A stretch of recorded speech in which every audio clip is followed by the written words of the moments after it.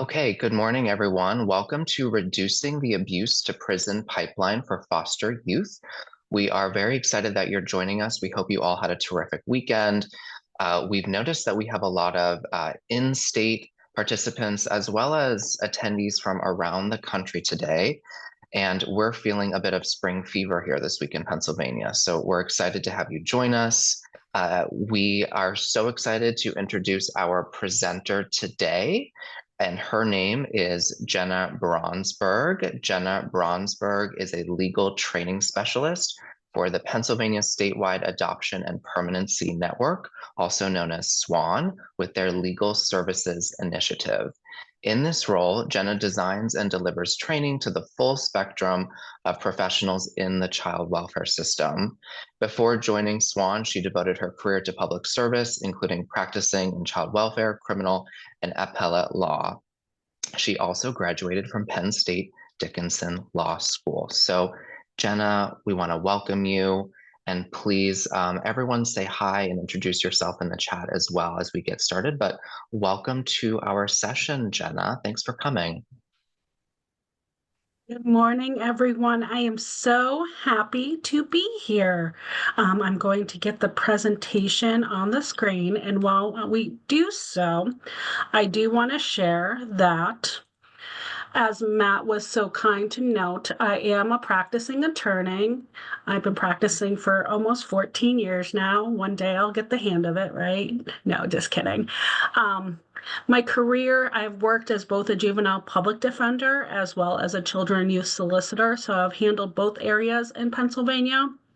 My presentation will be specific to the Pennsylvania delinquency and dependency system, but I do hope that for those who are outside the state, there are some takeaways when it comes to that this is a vulnerable population and that we do need to do our best when it comes to this population.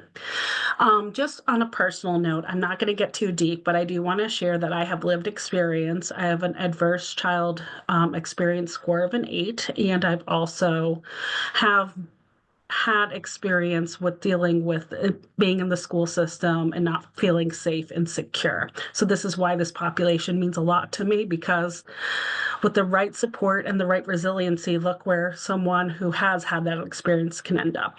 So with those introductions out of the way, let's go over to our agenda. As you can see, the big 3 parts of this presentation are going to be understanding how the abuse to prison pipeline turns into the school to prison pipeline. We're going to talk about one way we can address this trauma in the delinquency court system and a potential better way to address trauma in the dependency court system. And at the end, I am planning to leave time for questions and answers. However, I do recognize that sometimes you get a question in your head and you want to get it out as soon as possible.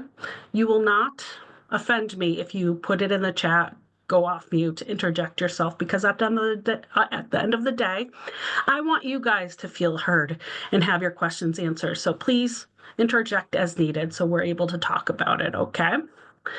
And with that, let's get started. First and foremost, the abuse to prison pipeline, as you can see on my screen, it talks about children who suffer from abuse, neglect, or trauma are more likely to end up in the criminal justice system.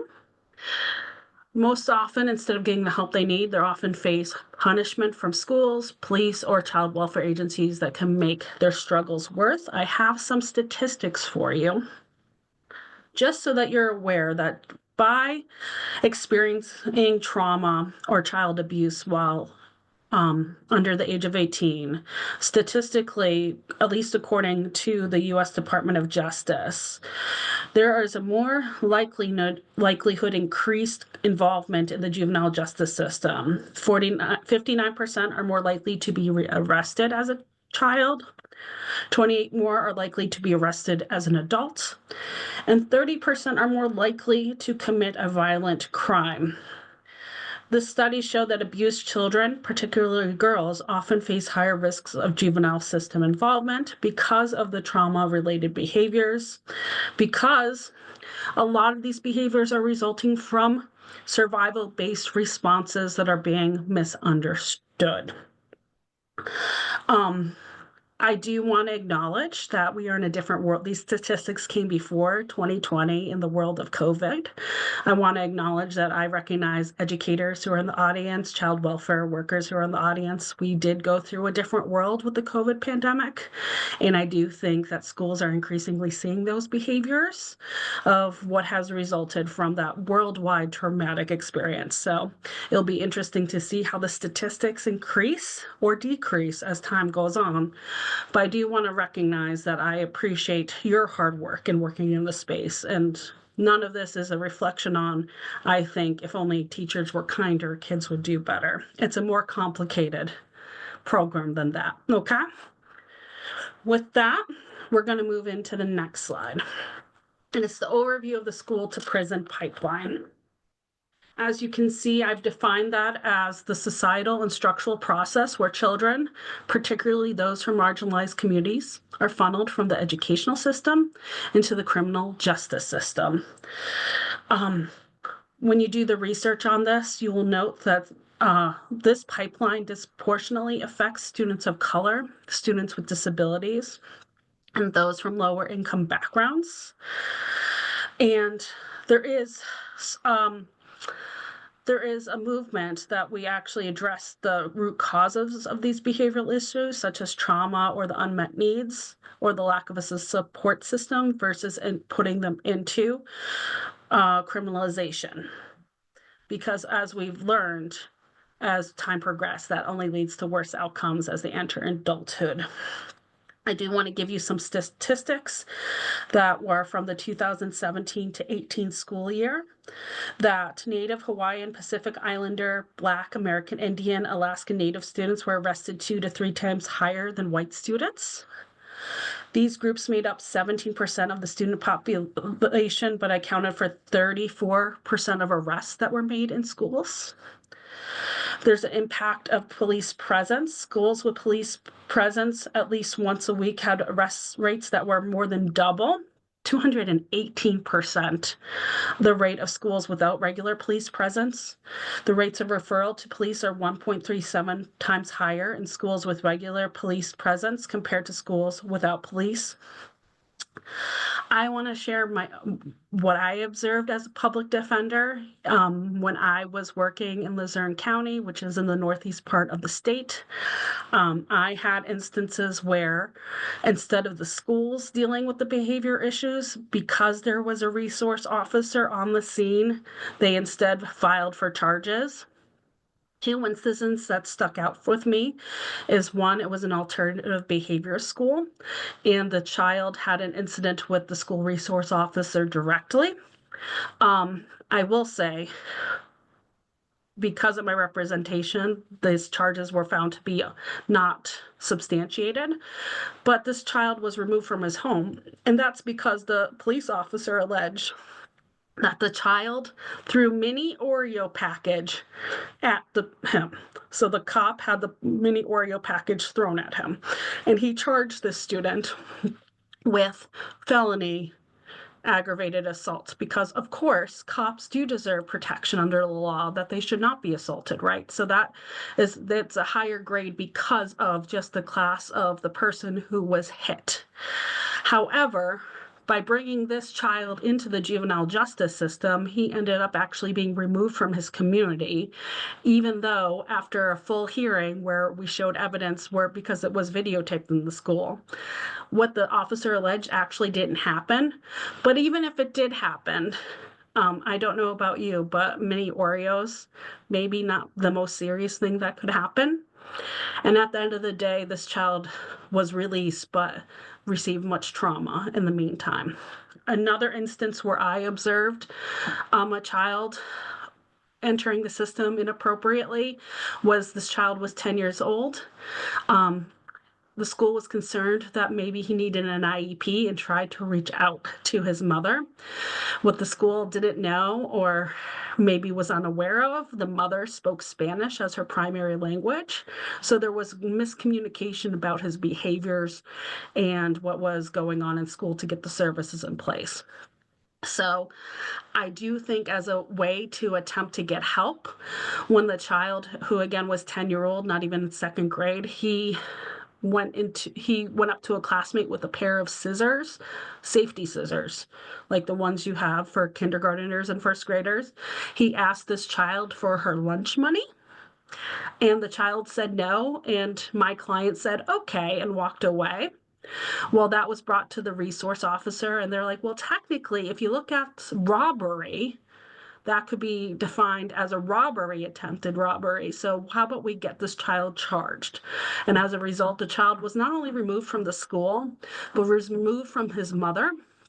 And because of his young age, because 10 is the youngest age in Pennsylvania that you could be charged with what would be considered a crime as an adult, he was actually too young to be placed in our less restrictive settings, including shelter care facilities, so like places where that are not secure placements.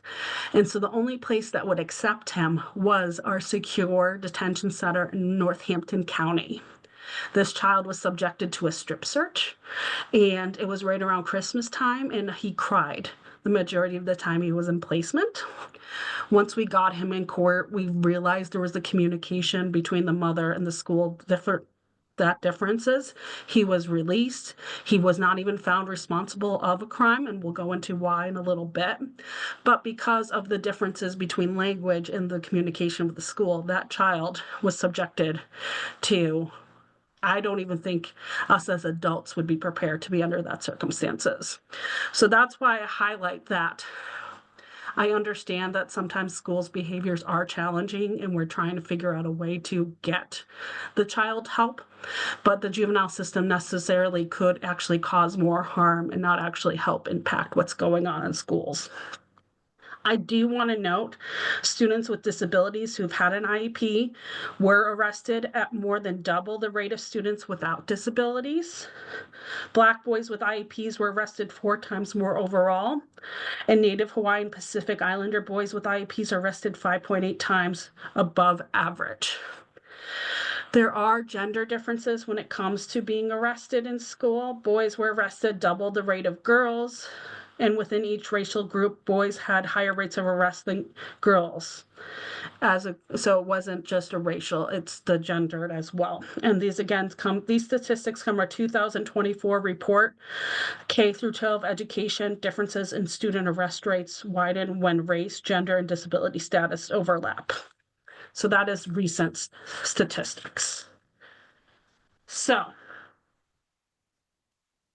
what are the key contributors within the education system that could increase the abuse to school to prison pipeline?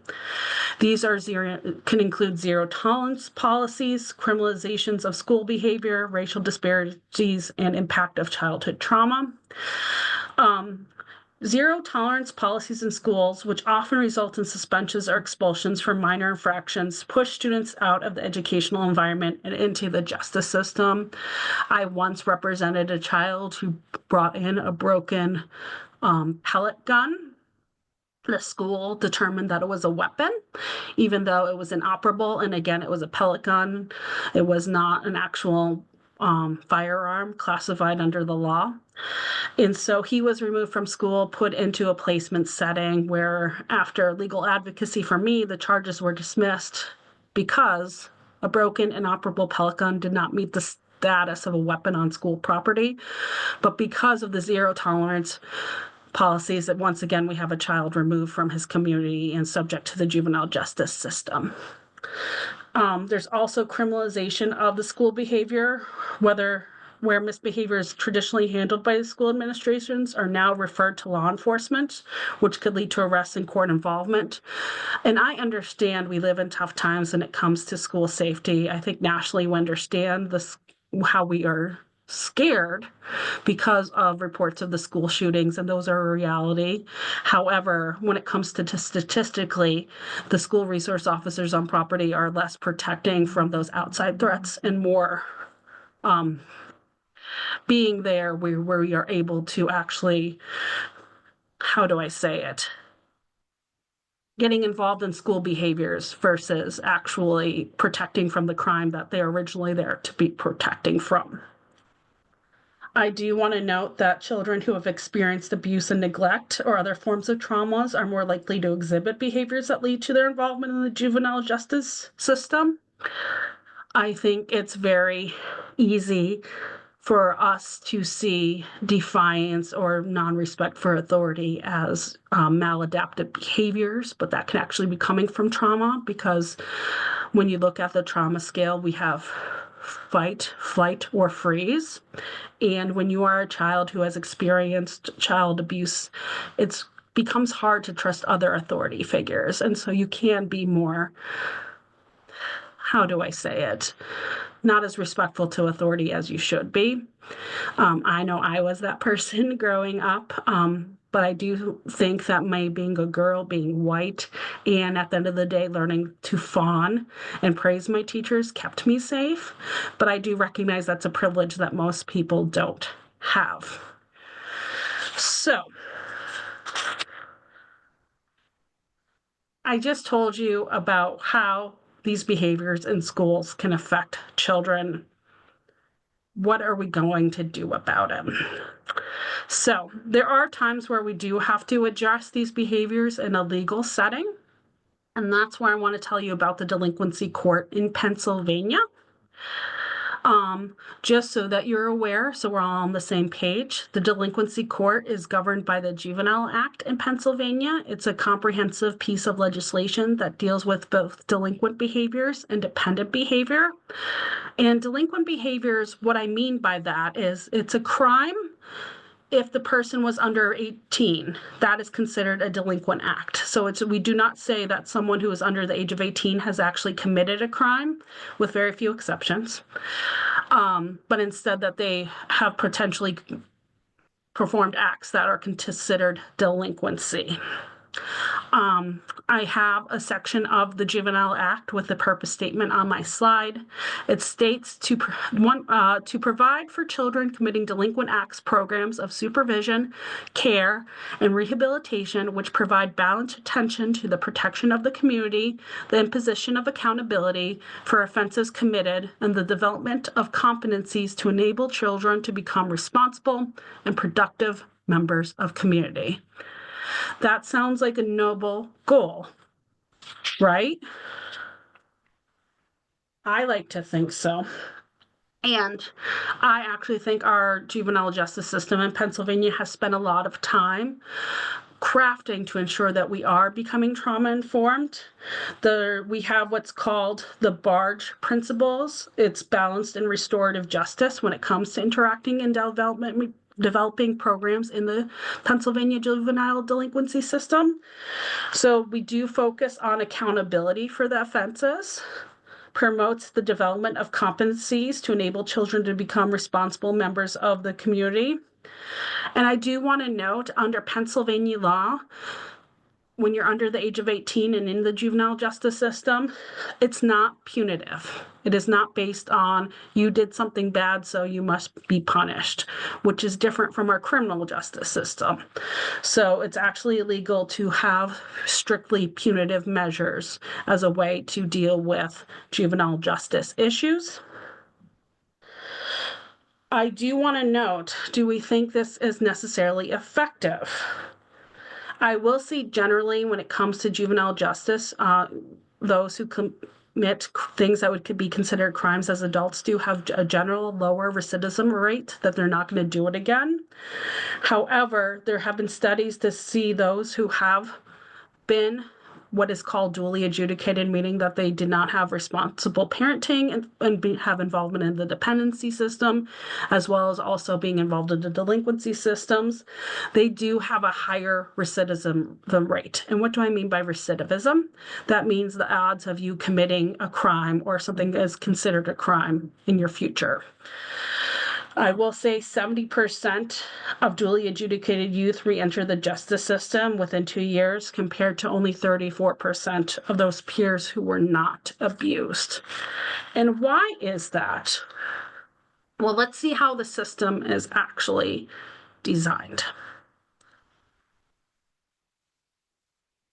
First and foremost, I'm going to skip arrest and detention at this time. I want to first talk to a little bit about informal adjustment and consent decrees. What does that mean? Well, in Pennsylvania, if you were a child under the age of 18 and there's a report that you did something that was considered illegal, a crime, you have the ability to have 2 diversionary programs at the get-go under Pennsylvania statute.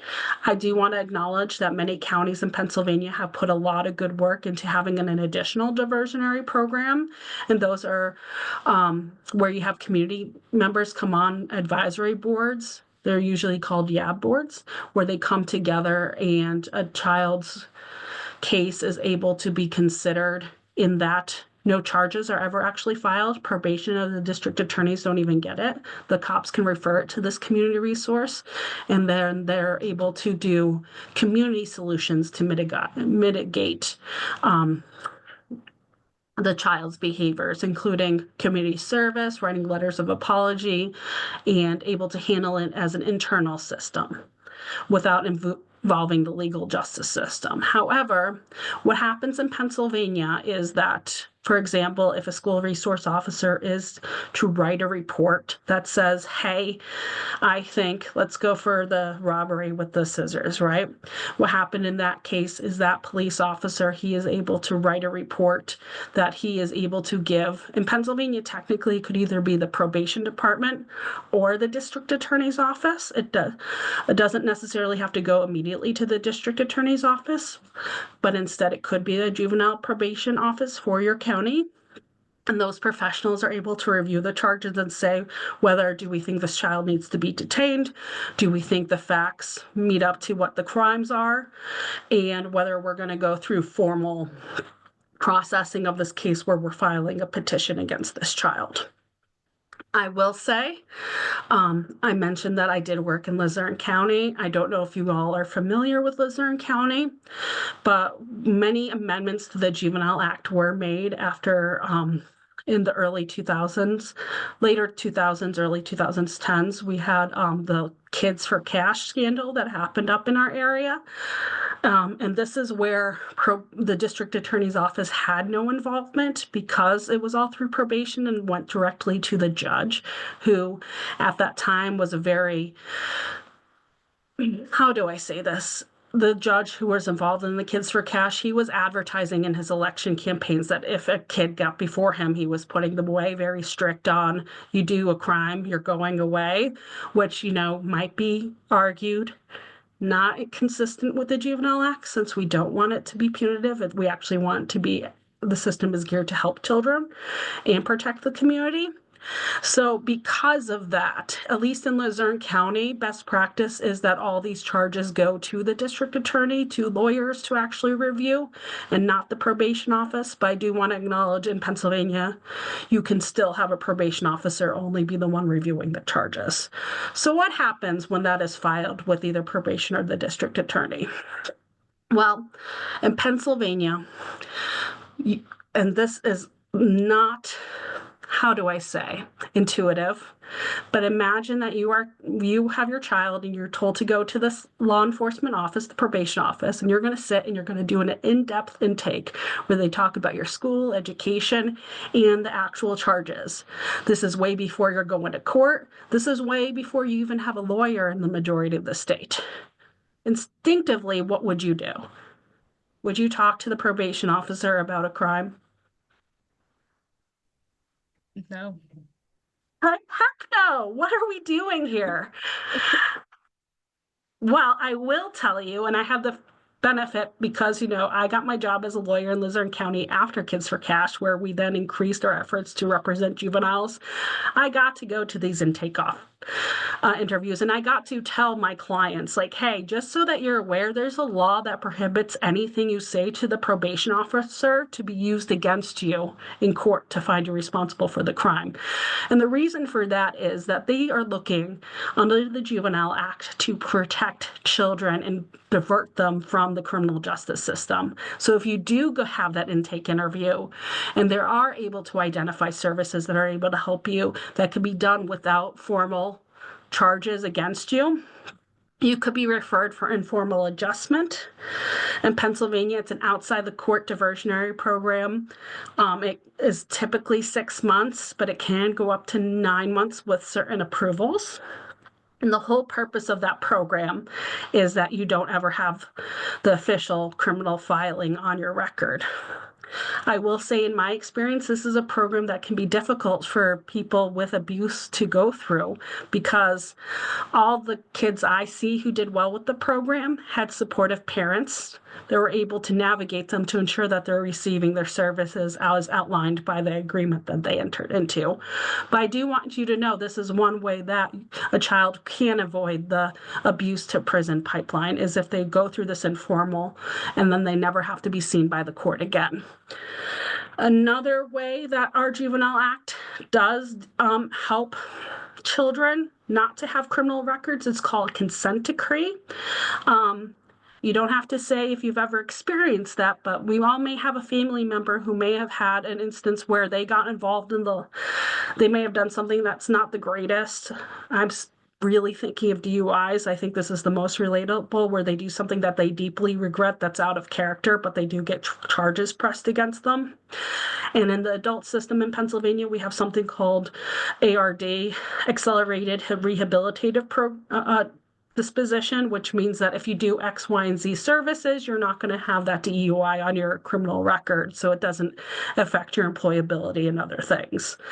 Well, that is what the consent decree is in the juvenile system. It means that you are going to court, you're going to go before a judge, the district attorney has reviewed the facts of your case.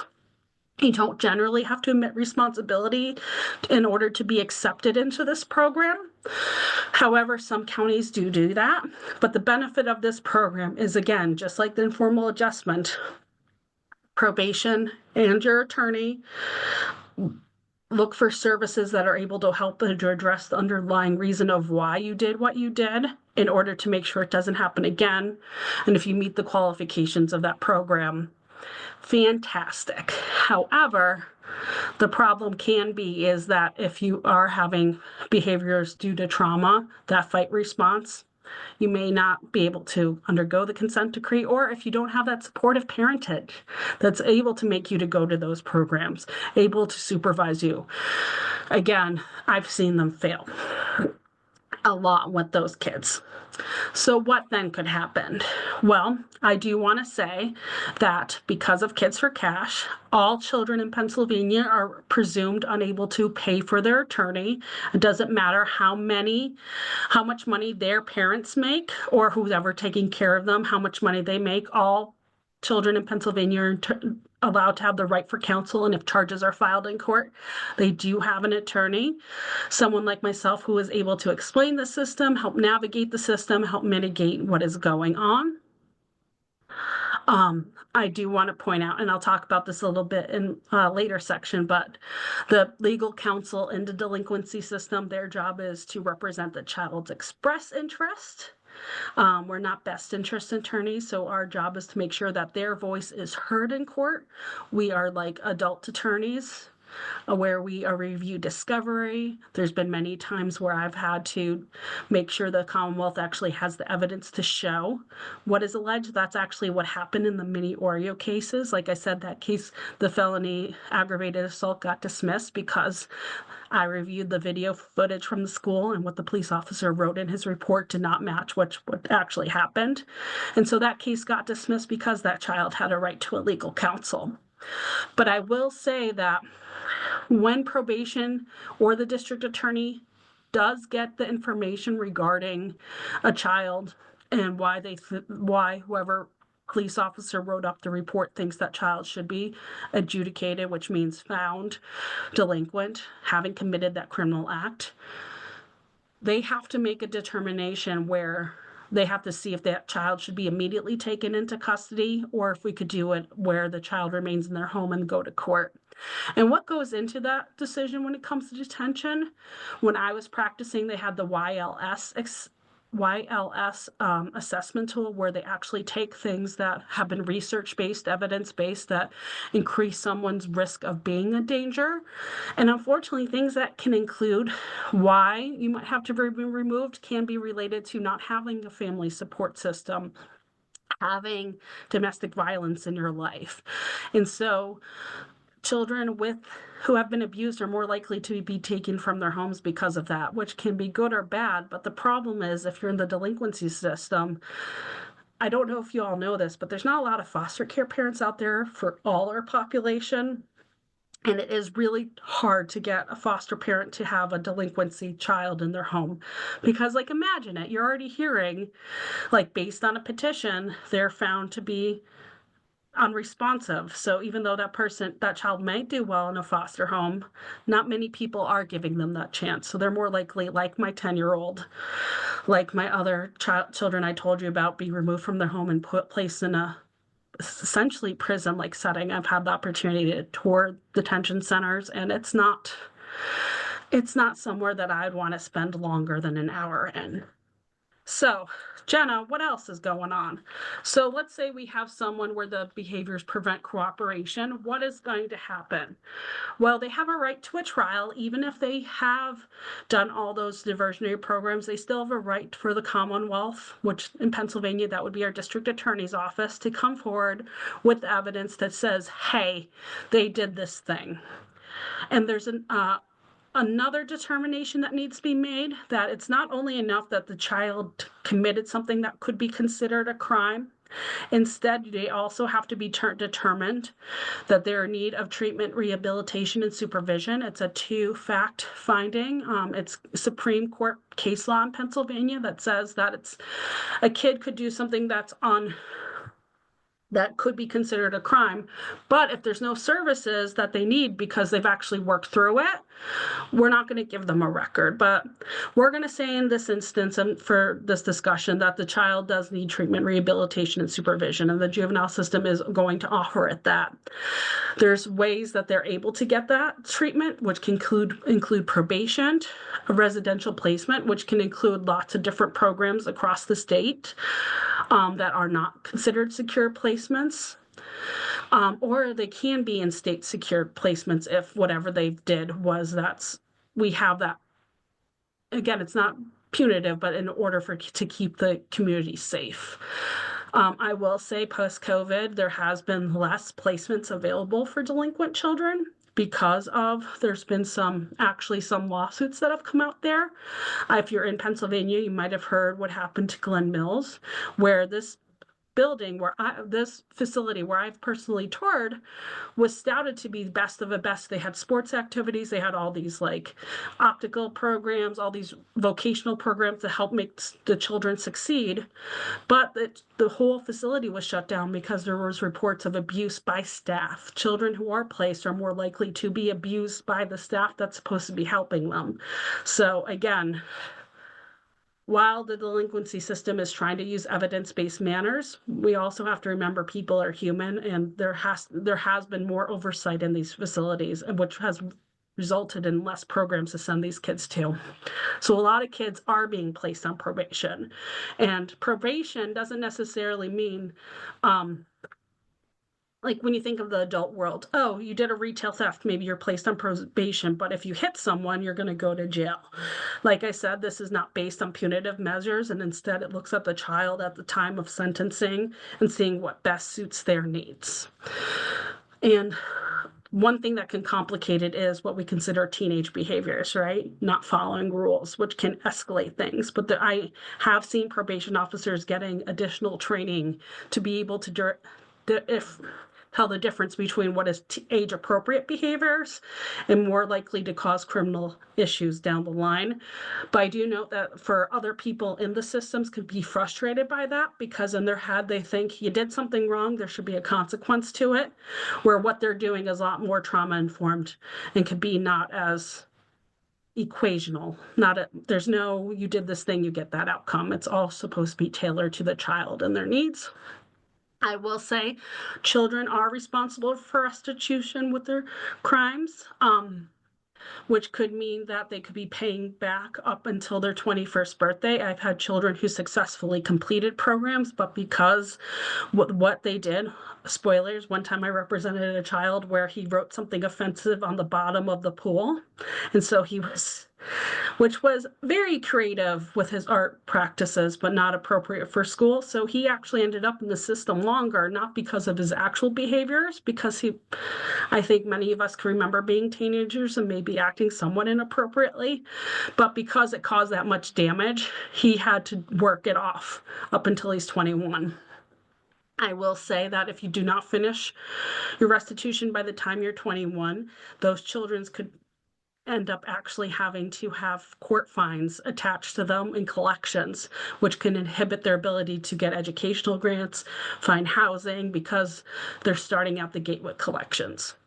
So, and my job as a lawyer is always try to mitigate restitution to something that they're able to do. Many probation offices do have community service programs where they can enter into, and that might be something happening in your schools where they're performing community service in order to mitigate those costs, because we do want, if the community harmed, for it to be restored as well. There are fees or fines attached. I will say that children, as long as they are alleged to have committed the act or crime prior to their 18th birthday, they can remain in the juvenile justice system until they're 21. So that way they're not involved in the adult criminal system. And that's not voluntary process. If you're adjudicated, you have to go until the court releases you. And the court should be meeting at least every 6 months to see what's going on and ensure that all the services, treatment plans are actually tailored to helping the child and what they need. Real quick, I do want to talk with something about collateral consequences, which is why, as a defender, I was always trying to ensure my children who were abused were not necessarily being adjudicated delinquent, because there are serious consequences to having that adjudication. That finding on your record includes school notification, as well as a public record, meaning if you're over the age of 14 for certain crimes, people could come in and hear about what's going on, and you don't have that right to privacy. Additionally, you may have to report things on your employment records when you're trying to get a job, and we do not live in a society that deals well with people who have been involved in the system, even though working and being would help ensure that we do not have that recidivism, but it's harder once you have a record.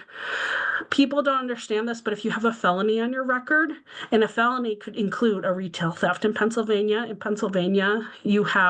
if you steal a candy bar 3 times, you technically could have a felony on your record, which means that you would be unable to receive public assistance if you are coming from a demographic that would need that assistance. Additionally, it could inhibit whether you're able to serve in the military. And again, I think we like to think of if you have a record, it must be super serious, but we're dealing again with children, and sometimes it could be things like retail theft or fighting with another student, or things that are coming from not listening to adults. There are immigration consequences, especially in the world we live in, that if you have adjudication of delinquency, you could be sent back and removed from the country. If you're 14 years old and older and have been found responsible for a felony, you can actually have your DNA and be put into a database for the rest of your life, as well as have a driver's license suspension, so that you're unable to get a car and unable to, as I like to think of, bring yourself up, because a lot of employment, especially in Pennsylvania, I know we have cities, but I live in northeastern PA. There's not much you can do if you don't have access to transportation like a car. I don't have a bus in my neighborhood that would be able to get me to work if I didn't have my driver's license. And finally, we talked about financial penalties, but this can, again, inhibit the ability, the type of housing you're able to get as a child, or your inability to have certain, how do I say this? Your ability to apply for credit, your ability to apply for loans, because you already have these penalties against you. So juvenile delinquency is not just kiddie court, has lifelong serious implications.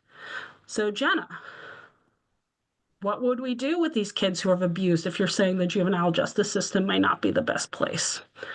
Well, audience, I'm so glad you asked. at least in my experience, do you think a better way to address children who have experienced trauma is in the dependency court system? I have to do a disclaimer. I'm not sure if the dependency court system truly believes this itself because we are overworked. We do have child welfare caseworkers who do not have high caseloads. So I do feel sometimes that looking at a teenager may not be what they were thinking when they think about dependency. But I will say the purpose of the Juvenile Act is to preserve the unity of a family whenever possible, or to provide an alternative permanent family. And you have to have to provide for the care, protection, safety, and wholesome mental and physical development of children who come under this act.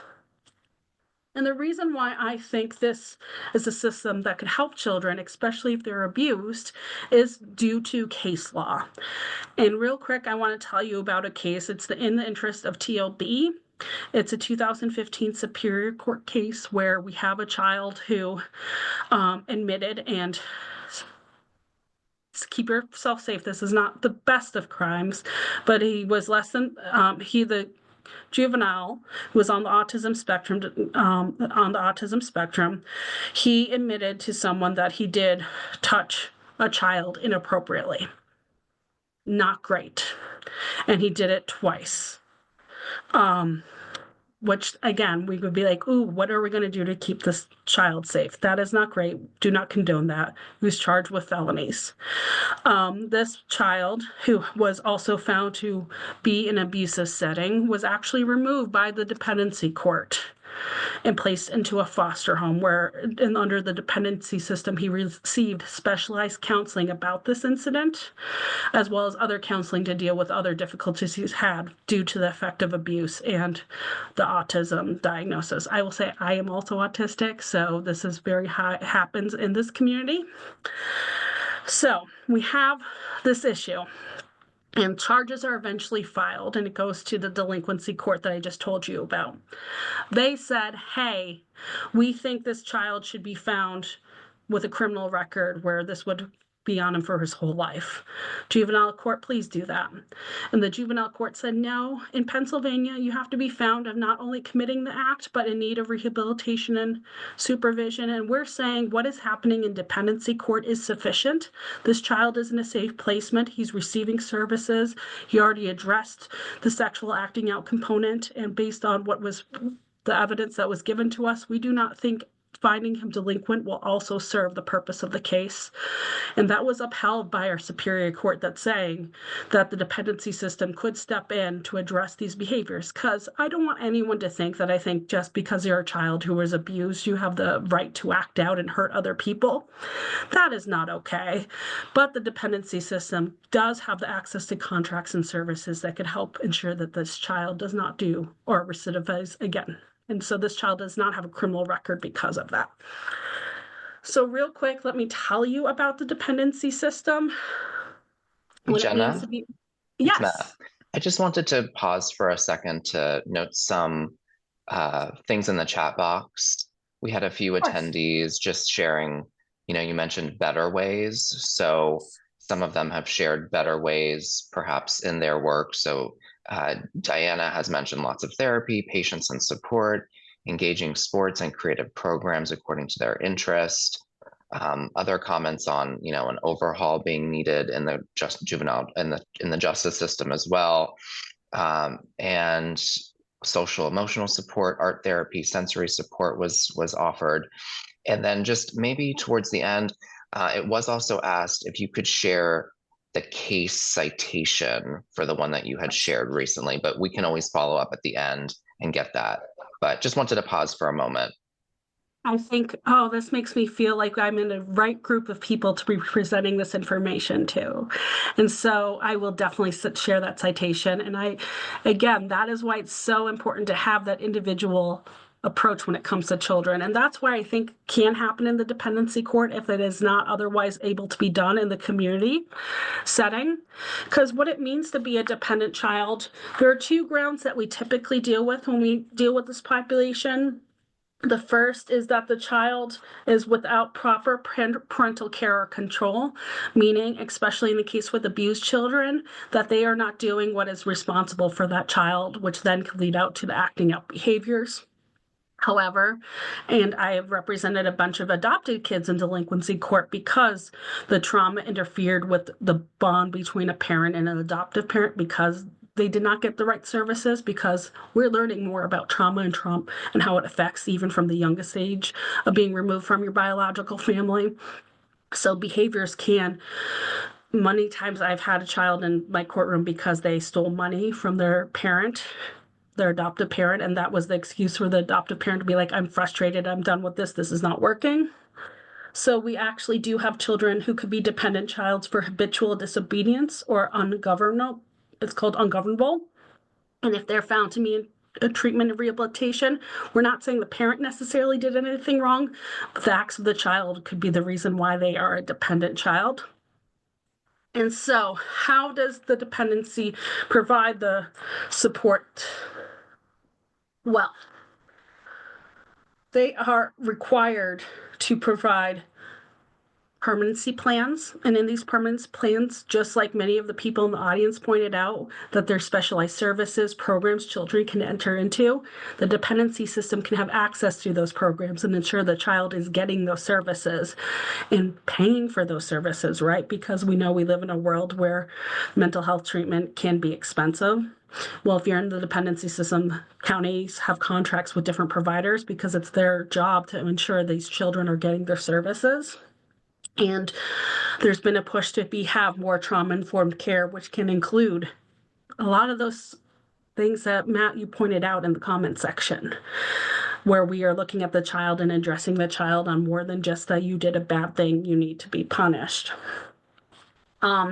Real quick, so you understand what's going on in the dependency system, they also have a greater ability to have someone represent their interests. Because as I said, in delinquency court, my job was to say what the child wanted me to say to the court. So if they had and teenagers come up with some really interesting ideas, keep running away, please say, give me another chance. And my job was to say that, even though maybe at that point placement was more appropriate because running away wasn't a safe response. In dependency court, children are appointed a guardian ad litem, and that's an attorney with specialized training that is able to meet with the child and actually talk about what's in their best interest with the court. And this is great if there's some, especially if the parents are not involved, or if the parents' involvement could be of a toxic nature. They're able to ensure the court is able to consider what is in the child's best interest. They're also, if for some reason they're in the dependency system because of ungovernability, they are also entitled to legal counsel. So someone like in the delinquency system would tell the court expressly what they want to happen to them. And I think that is very important for their voices to be heard in that manner. And I think we might have had some CASAs actually registered for this training. So I want to give a shout out to you. We do have this program nationwide, court-appointed special advocate. This is a community member who takes time and receives training in order to be assigned to the more difficult court cases. So professionals, lawyers were great, but sometimes we're overworked and we may not give that individualized attention as much as we could. And CASAs are usually appointed to one child, and they get to know that child and where they're placed and the family, and they're able to give reports about what they think would be best, including maybe even more outside the box thinking on how to help these kids. So these are all available. Notice these are 3 different professionals focused on the child in the dependency system versus that one in the delinquency system. Finally, there are additional resources if a child is considered dependent and has to be removed from their home. I want to note that in Pennsylvania, we do have an independent living program. And the purpose of the independent living program is that the state is not only required to keep you safe, but it also is required to ensure that you develop the skills that you need in order to be an adult, which can include financial literacy, as well as helping them get things like their driver's license, funding, programming in school so they are able to participate in trips that their schools might be going on or extracurricular activities. And it can help them if they are considered a dependent child past the age of 18. They can stay in the system technically until 21 with certain facts. We're not going to get into that. But if they are in the system until they're 21, they're able to receive funding for things that maybe could support them to continue their education or placement. So that way, we know if a child leaves care at 18, the chances of them becoming incarcerated or homeless are extremely high. So independent living programs are intended to help support the child so that does not happen to them, which goes into the Chaffee Education Training Grant Program, as well as the Fostering Independence Tuition Waiver Program. These programs are designed to help ensure these children are getting secondary educations post-graduation. The combination of these programs can ensure, at least in Pennsylvania, tuition is waived so that they are able to continue their education past the age of 18, because as we know, education is something that helps build to resiliency. The tuition waiver program comes after federal funding has been applied. So if they qualified for any grants or programs through the FAFSA program, the tuition waiver program in Pennsylvania specifically then applies to all the mandatory fees.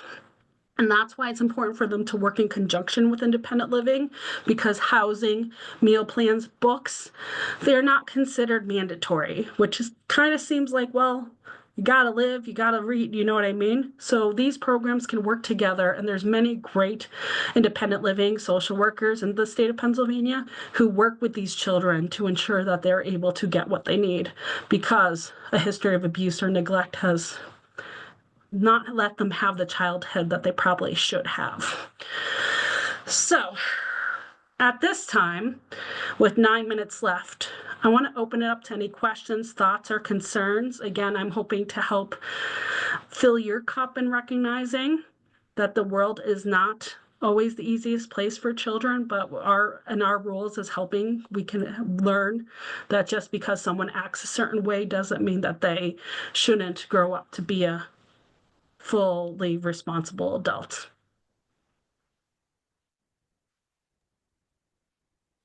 Thank you, Jenna. And yes, if anyone has any questions, you're welcome to unmute yourself and or put that in the chat. We'll just give everyone a moment. I have a question. So talking a little bit about the independent living program. So our service, I'm a truancy specialist, so our service is contracted by the school district and CYF here in Pennsylvania in our county. And what I often see with the independent living program is CYF would refer to this program for our kiddos like a couple of months into their program, or I guess until they're once they have legal custody of the child. And then the goals of independent living are really long-term goals, like getting driver's license or anything like that. And by the time CYF closes, independent living hasn't really met any of their goals. And so the child or the youth hasn't really accomplished much in the program. So while it is a good program, I guess my question is, can they work separate from each other, or does the independent living program have to be in place while the child is actively open with CYF? Oh, there is a component where it does have to be actively open, and where I'm hoping in what's happening in your cases is that the child's be returning to home or another permanent placement, so that they are those people who are taking responsibility for the child should be implementing. Obviously not as great as a program designed to do that, but they should be filling in. But I do think after a certain age, like age 18, they are able to have access to independent living, even if they've been adopted or if they've been returned to parent. But I would have to look specifically. I don't want to commit to that. But I do know a lot of the times why they are removed from the programs is because they've been successfully reunified and no longer found in need of treatment and services. Okay, thank you. Can I piggyback on that? Yes. So I'm with the public social services advocate with the public defender's office, and we often request that our Office of Children and Youth take a look at these cases that are coming in that don't have parents or, active parents. And when they're close to 17, 18, they're pretty much always getting denied. And then they turn 18 and they're left homeless. And, so I didn't know if you had any advice on how to maybe get a better success rate with getting OCY to actually take them. I remember how I started in saying the child welfare system is overwhelmed. And even though the Juvenile Act says they should be working with these families, they don't necessarily do so. And I will say there was a recent case, not exactly on this point, it was talking about a failed adoption, but it does say that you could privately petition the court to find a child to be dependent. The agency doesn't have to be the one to petition for it. And that could potentially be a workaround to think about if these parents are not doing what they're responsible to, because even delinquent children deserve to have proper care and control. And if they're not doing what they're supposed to, under the law, they could be considered dependent. So private petitioning might be something for your office to consider. I know you guys have a lot of resources down. I love the Defenders Association. You guys trained me a lot. So it might be something to consider. And I can share the case where they talk about private petitioning as part of again, it goes into adoption, so it's not on point, but they do talk about how the Children and Youth was not letting this family receive services because they were adoptive parents. So they privately petitioned. The agency had to get involved, and they were eventually able to relinquish their rights because they did not want to be involved with the child. So private petitioning is a thing because the law. Thank you so much. I will share that. Of course. Any other questions? Yeah. I think we have time for one more question. Correct. While we're waiting, I am going to share, I do this SWAN LSI Warm Line is a service in Pennsylvania where for any child welfare or related questionings, you could reach out. People like myself love to share and research information. It is not legal advice, but we're able to give you things like that case law in order to help inform your work in your agency. So a plug for the LSI Warm Line. Jena, there were a couple comments in the chat throughout that I might just follow up with you offline, but there were some questions about looking for statistics that you shared earlier in your presentation. If you could perhaps share that with us. And also, yeah, that would be amazing. And also just where to look for statistics on dual system youth. And so we can maybe find some resources for attendees to share out after the session. Yes, I do have my references as part of my presentation. I'd be happy to share with you all. Awesome, thank you. Well, with that, we're going to start to close out our session today.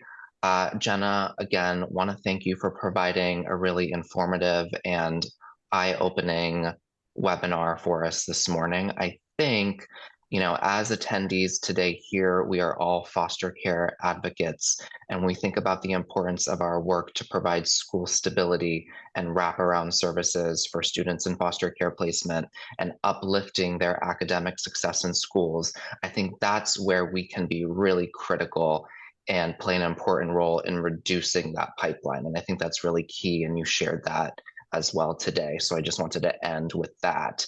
But again, Jena, thank you for speaking with us today. I want to thank all of our attendees from Pennsylvania and beyond. Thank you so much for spending time with us. We will be posting the recording of today's session on our website at pafostercare.org in just a few weeks. Please anticipate receiving a follow-up email from anyone who attended today as well. But have a great week, everyone. Happy March. And we'll see you next time for another Education Stability for Children and Youth in Foster Care in Pennsylvania Learning Series webinar. So have a great day, everybody. Take care.